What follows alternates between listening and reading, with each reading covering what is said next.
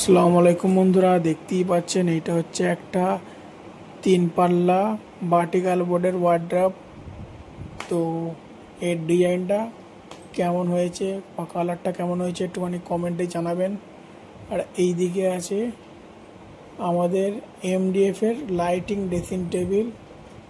তো এটা কেমন লাগছে এটা কমেন্টে আপনারা জানাবেন। আর আমাদের শপটা হচ্ছে এই দোতলায় রফিক ফার্নিচার।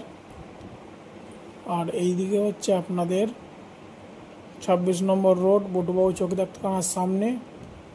আর এই মালটা যাচ্ছে আপনাদের ইলাহিপুর।